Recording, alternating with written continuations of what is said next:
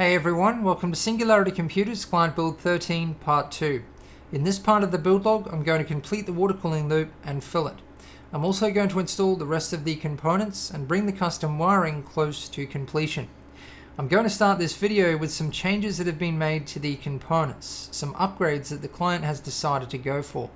So the CPU has been upgraded from the AMD FX 8350 to the FX 9590.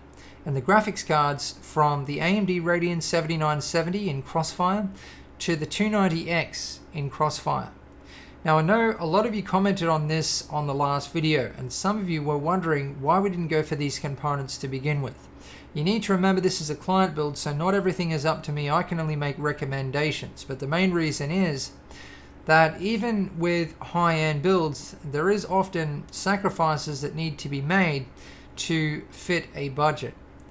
But changes of mind and upgrades is always something I like to accommodate, even if it means going back and redoing things and a whole lot of extra work.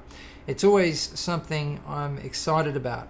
Now for a look at the Asus DirectCu 2OC R9 290X. Now I was looking back, and the very first time I used the 7970 was way back in Client Build 4 when it first came out. And I didn't actually use it again until this build. But obviously now I've changed to the 290X, and this is the first time I've used the 290X in a build, so I thought I'd just briefly cover the basic specifications. So it has 6.8 billion transistors at 28 nanometers. It has 2,816 shader units, 64 ROPs, a 512-bit memory bus, and 4 gigabytes of memory. The stock clocks are 1000 MHz on the core, 1250 MHz on the memory, and it has a 290 watt TDP. This version has a 50 MHz overclock on the core and a 100 MHz overclock on the memory. For me, the best thing about this graphics card is the upgraded power delivery components and the improved PCB. You can see that the PCB is actually wider on this graphics card than the stock PCB. So we're going to take a closer look at the upgraded PCB shortly when I dismantle this graphics card to install the water blocks. And I'm also going to give you a close look at the Asus DirectCu 2 cooler. According to Asus, this cooler brings a 20% improvement in temperatures, and it's 3 times quieter. And if you take a look at the design, you can see why. It has two 100mm fans, a large fin array, which is highly optimized. It really takes up all of the space that it can. You can also see the massive heat pipes, and it's a great looking graphics card all round. It has a nice black brushed aluminum backplate and a black powder coated cover. Now looking at the water blocks and backplates.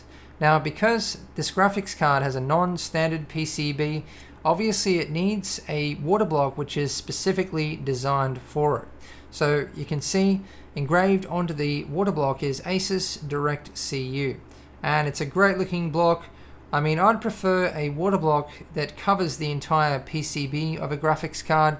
I have talked about all of this previously, but this is the EK CSQ Nickel Plexi Clean version, and I think that overall these are the best looking water blocks out there currently, at least from EK. And the backplates are also the CSQ Clean. You can see that they're plain, and these are also specifically designed for these graphics cards, so you can see again printed onto them is Asus DirectCu. So I'm now in the process of installing the water blocks and backplates onto the graphics cards, and I've started dismantling the first graphics card, and I was surprised to see that it's only 4 screws to remove the cooler. And these screws are accessed from the back side of the PCB where the backplate is installed. The screws to remove the backplate are accessed from the underside of the PCB. So the backplate actually needs to be removed last, which is a little bit of an unusual design, but it certainly works for this cooler. And this cooler is basically in 4 separate parts, because you have the cooler itself, the backplate, and then you have another component to strengthen the PCB, and then there's another small heatsink which sits over the VRM area. So you can see the upgrades to the VRM area. There is 8 power phases, and according to Asus, power noise is improved by up to 30%, and durability is improved by 2.5 times. So something like this is certainly going to improve overclocking headroom. I've now completed the installations of the water blocks and backplates on the graphics cards. And you can see the extra width on these configs. Obviously, the water blocks and backplates for these graphics cards are wider than usual. And once they were installed, I could really see that extra width and the difference it makes. And I really like the look of these configs. So once I install the graphics cards, I'll be back up to where I was up to before the changes were made to the components. So it really wasn't much of a setback in this build, the changes that were made, whereas in the past, in other builds, I mean, you know, worst of all is when the changes affect the case mods that you've done and you need to go back and redo parts of the custom paint and adjust the case mods. That really means starting the build all over again. So, you know, this really wasn't much of a setback, but it is a massive upgrade. So, you know, I'm really looking forward to getting this system up and running and doing some overclocking and benchmarking and seeing how this system performs, because we now have some of the most high performance components from AMD. The graphics cards are installed, and I'm now moving on to the installation of the pump and reservoir configuration. And I'm a little bit concerned that the extra width of these graphics cards are going to interfere with what I have in mind for the installation. Initially, when I was coming up with the ideas for this build, I realized that there may not be enough room around this side of the case for the pump and res config, mainly considering the pump and res config I'm using with a large tube reservoir. So I considered installing the pump and res config around the back of the case as a last resort, because room could be made for a pump and res config around that side. And a bay reservoir is also something I considered, which would work perfectly in this case. You know, if you run out of room on this side of the case, a bay reservoir is a great option for this case, because you have two 5.25 inch bays which extend into the rear compartment, and it would look great. You know, being able to see the coolant on the front panel of this case really would look amazing, mainly with the color scheme of this build. And you know, I would have gone for a bay reservoir, except that a lot of you will know I don't like using them, and you don't see me using them very often. And there is a lot of different reasons for this, which I won't go into now. But I also had two other ideas for mounting positions around the front side of the case. One of them was on the back of the 360mm radiator at the front of the build, but obviously there's not enough room there. The other was on the back panel of the case between the graphics cards and the side panel. And this is a mounting position that I used to use a long time ago when I was building systems. I haven't used it for years now, and it is a great mounting position. It can really help to balance out the aesthetics in some builds, and you can see that it's going to do exactly that in this build. It's going to work out really well. So now I just need to figure out how I'm going to mount it, and I have a few different ideas here, a few different mounting options. I'm definitely going to use a bits power 60mm res mount at the base, and you can see I've now installed that. I was able to use the existing ventilation holes on the back panel of the case to mount the res mount. I also used an M4 bolt nut and washer to fix it into position. You can see that I've now also sleeved the pump wiring. I haven't yet installed the connectors because I don't yet know the wiring length I need. You can see that I have the pump and res config sitting down on one of the 3.5 inch hard drive mounting rails that are on the bottom panel of this case. So now I just need to come up with a way of fixing the pump and res config at the top, because fixing it at the base is obviously not going to be enough. But my biggest problem here is it actually going to fit? Because, well, now you can see why I was concerned about the extra width of these graphics cards, because it certainly looks like it is a tight fit between the graphics cards and the side panel. But I'm actually going to come back to this. I have a number of different mounting options in mind here. I might use a UN mount to install a bits power res mount at the top. I may have to do some modding and install a plate up there to cover up that fan mounting hole. And I may also be able to use the fittings to hold the pump and res config in position. I'm now going to complete the installations of the remaining components. So I still need to install the SSDs, the hard drive, and also the power supply. So I have here the two Samsung 840 series 250GB SSDs and the Western Digital Red 2TB hard drive. And I'm going to use the stock mounting systems. This case can fit up to 4 2.5-inch drives and 2 3.5-inch drives. So this is the quad 2.5-inch drive cage. And this actually clips in and out of position in the rear compartment of the case. Now you'll notice that there's only 2 bays left here. That's because I've removed 2 of the bays, and they also clip in and out of position. So I really like this design. So there's 2 3.5-inch drive mounting positions around this side of the case on the bottom panel. One of them is going to be inaccessible due to where I've mounted the pump and res config. So I'm obviously going to use the one towards the front of the case. And you'll notice I've modified the wiring for the connections for the 3.5-inch drive mounting position. Now the SATA data cable is almost the correct length. It's a little bit too long, but I didn't want to go playing around with it because they are fairly difficult to modify. It would be very difficult to shorten. So I'm just going to sleeve that cable. The SATA power cable, the guy who does most of my cables actually modified this, so this has been shortened by a substantial amount, and that involved a fair bit of soldering. There's obviously 5 wires, and it was a fiddly job because you can see it's sleeved, and the sleeving needed to be held out of the way while the soldering was done, but that's really going to help to clean things up. I've now completed the installation of the pump and res config. And it turns out it fits by less than 1 millimeter between the graphics cards and the outside of the case.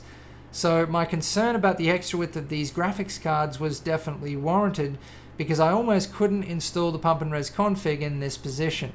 Also, the bits power 60mm res mount I've installed at the base fits perfectly between the expansion slots and the outside of the case.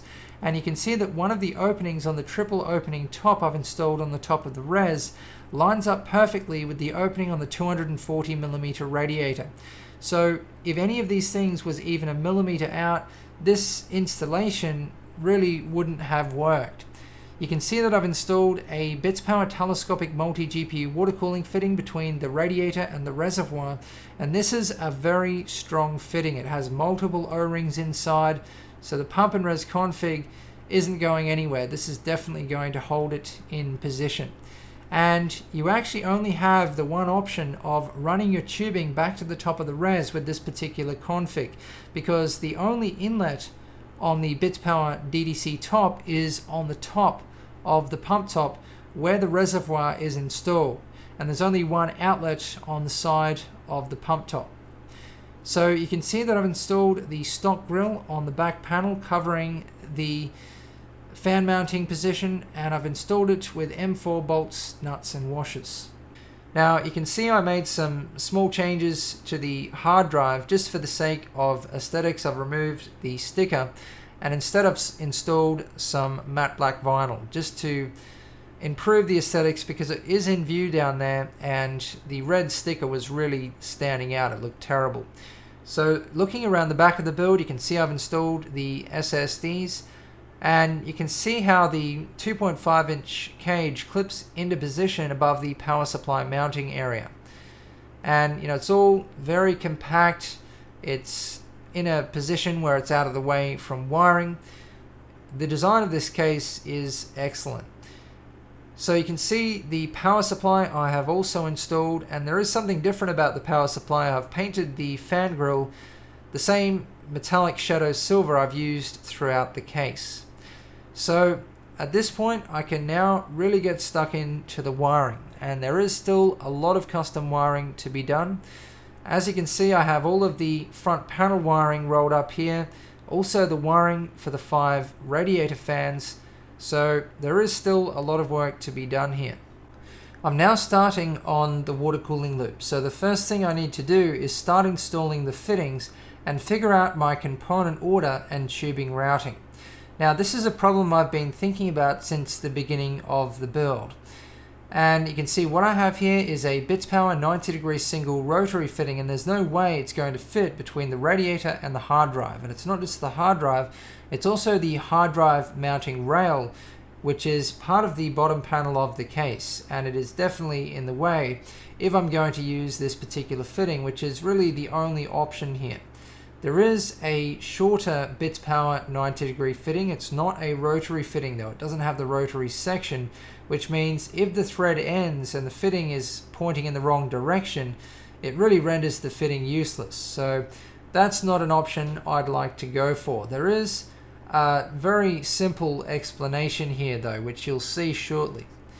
Now, something I did consider in the beginning though was I thought about modifying the bottom panel. It would be a very easy mod to just cut off the hard drive mounting rails and install a plate over the bottom panel to cover up the holes. It would really clean things up, and then I could just drill holes in that panel and mount the 3.5-inch hard drive wherever I wanted to, and I could use rubber spacers to pack the hard drive up off the bottom panel to get airflow underneath it and to prevent vibration. There is another simple solution though, and mods besides the custom paint wasn't really supposed to be a part of this build. I have gone and done a lot of mods on my own time in the past, but with the amount of builds I currently have lined up, I just don't have time to do that. So I've started installing the fittings, and you can see that I've further increased the strength of the mounting configuration for the pump and res config by connecting it with fittings to the closest connection on the lower graphics card. Now I'm going to cover all of the fittings that I've used in detail in the final part of the build log. So you can see the drainage system here, and this is almost at the lowest point. It is a good position for the drainage system, and it was really the only position I could fit it in where it was, mostly out of sight. It's fairly tucked away, and I'm actually going to angle it downwards so that the bits power mini valve is basically resting on the bottom panel of the case. So it is going to be fairly out of sight here. And you can see I've also solved the problem of fitting the 90-degree single rotary fittings between the radiator and the hard drive. Now these radiators have an interesting design. The core is covered by a shroud. This means that the actual thread in the radiator core sits down inside the shroud. So these radiators come with basically what is extension fittings to extend the thread from the core to the outside of the shroud. In my opinion, this is a major design flaw because it increases the thickness of the radiator. What's the point in having a thin radiator if part of the radiator is thicker? These fittings should be designed so that they sit down flush with the radiator shroud so that they don't increase the radiator thickness. But when you remove these fittings, it gives you about an extra 10 millimeters of space. So this has certainly solved the problem. Now you'll notice that I've used all of the different bits power hard tubing fittings, including my favorites, the 2 original hard tubing fittings, the C47s and C48s. So this is the single O-ring fitting and the dual O-ring fitting, and these fittings are for 12 millimeters OD, 10 millimeters ID tubing. So I'm going to be using acrylic tube in this build from EK. I've also used the new bits power Enhance fittings, and these are my new favorite hard tubing fitting by far. And there's a number of different reasons for this, but as I mentioned, I'm going to go over all of the fittings in detail in the final part of the build log, and I'll talk about why I've combined these 3 different hard tubing fittings from bits power. The water cooling loop is now complete and ready to be filled.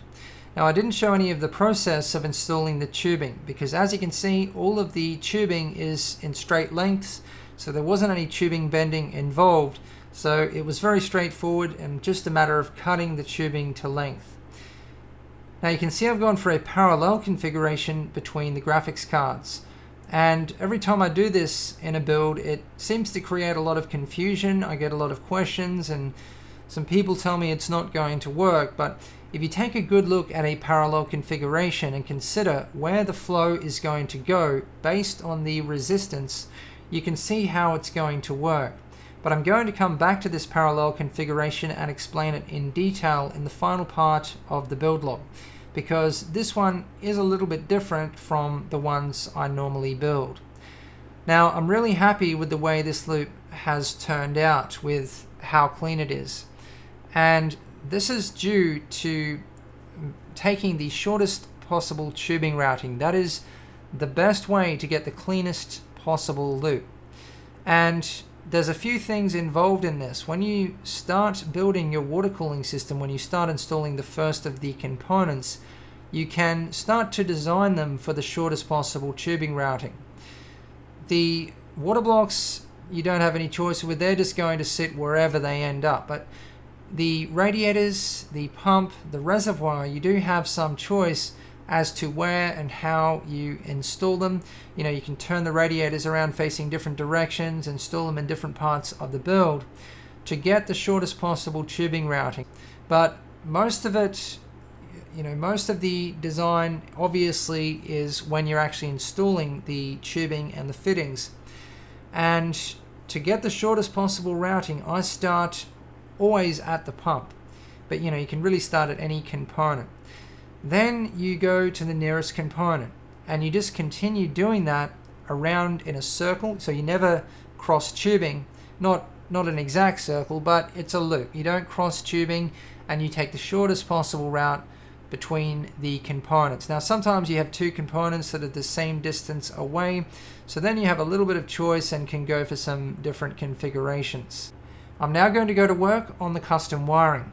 And this is the custom wiring that has been done so far. As always, the 24-pin, the PCIe, and the 8-pin EPS. And I always have these done first because all that I need to have to be able to do these is the wiring length. So these can be done even before the build is started, really. So these are always the first cables to be done, and then the rest of the cables can't be done until fairly late in the build.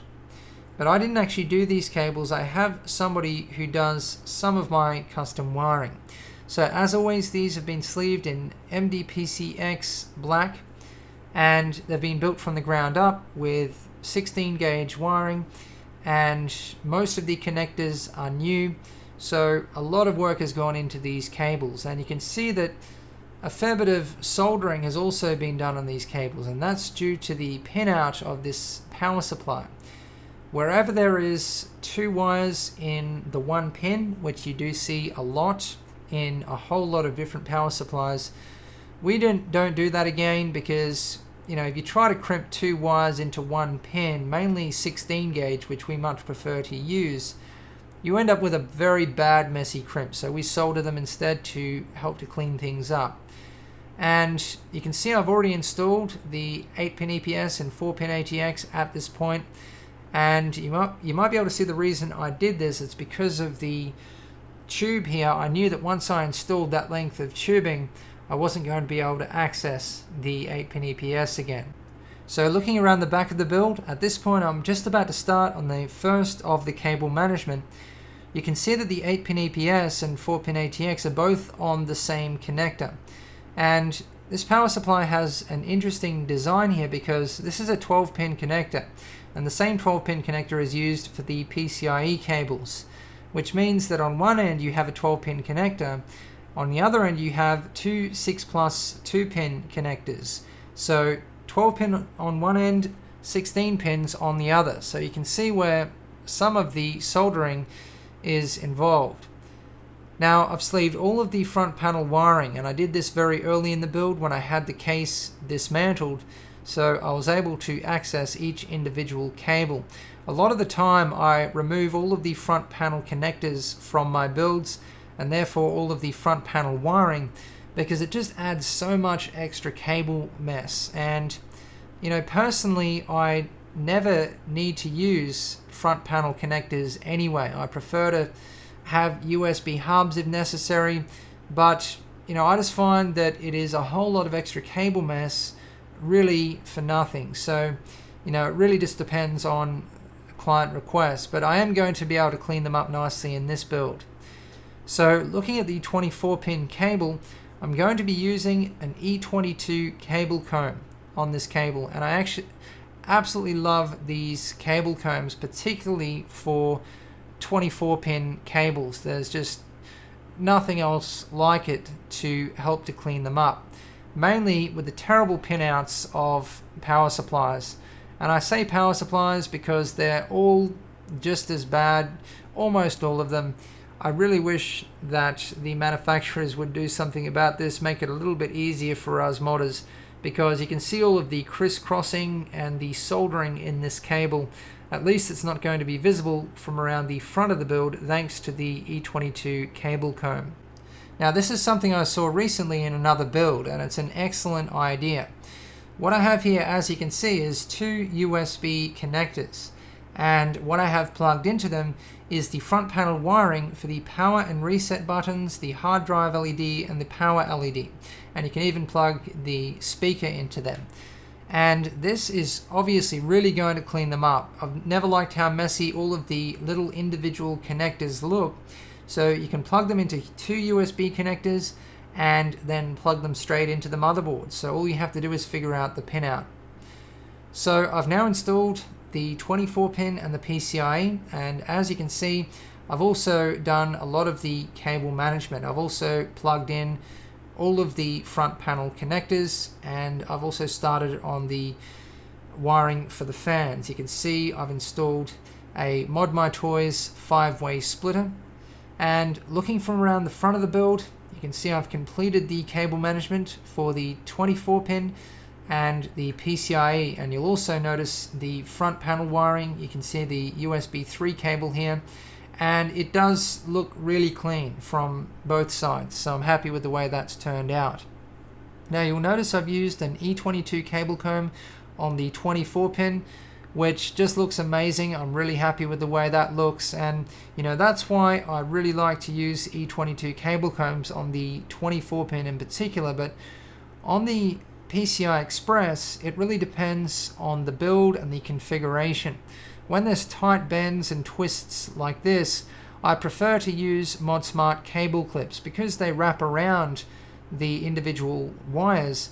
They just seem to hold better, and it just ends up looking better with the ModSmart cable clips some of the time. And you can see this was a difficult configuration because the top PCI Express cables go down, the bottom ones go up, and I've had to twist them into each other to get them as clean as possible. So looking down underneath the graphics cards, you can see the two USB connectors with all of the front panel wiring plugged in, and down there I've also plugged in the front panel audio connection, which was very difficult to get to.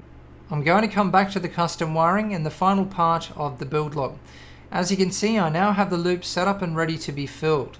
And this is a part of my builds that I always like to show because a lot of people say that this is their favorite part of a water-cooled build. So I have paper towels in position, the drainage system is connected, and I have the pump connected to my Phobia modified external power supply. Now, the coolant that I'm going to use in this build is Mayhem's Pastel Blueberry Purple. And you can see that the color of this coolant is very blue. To me, it looks like more of a light blue than a purple, mainly compared to the color of the paint that I've used on this case, which is actually a raspberry purple. So I'm going to use Mayhem's dyes to match up the coolant color to the color of the paint.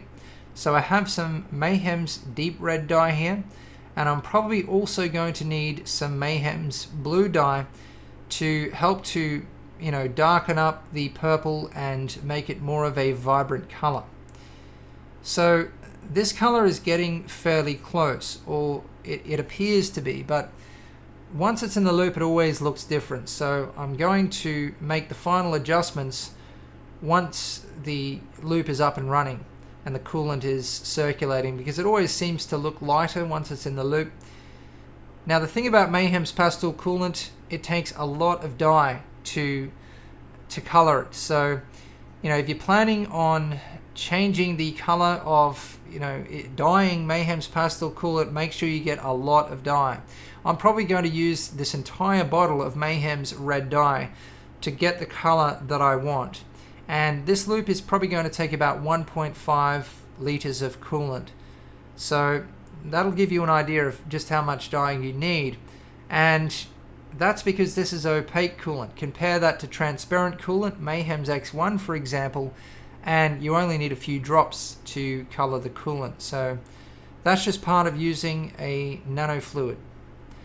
So I'm now just starting to fill the loop, and obviously from this point, actually right up until about around 10 minutes after you've filled the loop and it's up and running and circulating, you need to be spending most of your time looking for leaks. I'm now going to switch on the pump for the first time.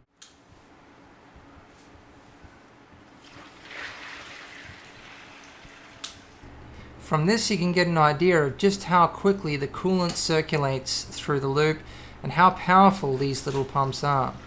So I've now switched on the pump for the second time, and now the coolant is fully circulating. So now I obviously just need to fill up the reservoir above the level of the aqua tube. So this is what happens if you don't install an aqua tube or something similar and you have the coolant running back to the top of the res. And now it's very loud, there's a lot of air going back into the loop, so it is a very serious problem. The aqua tube is, a critical component. So the loop is now up and running and the leak testing is complete. And at this point you can see the color match between the coolant and the paint is still not perfect. It's certainly a lot better than it was to begin with. But at this point I've actually run out of red dye. I ended up using the whole bottle of Mayhem's Deep Red, and they come in 15 ml bottles. So I'm going to have to wait for some more to arrive, and then in the final part of the build log I'll be able to make the final adjustments to the coolant and hopefully get a perfect match. At this point I still need to complete the custom wiring. There is still a fair bit of work to do around the back of the build. And I also need to install the lighting, but I'm going to do that in the final part of the build log, and I'm also going to cover the system in detail and go through the test results. So that sums up this video. Thanks for watching. Please subscribe, like and favorite if you want to see more.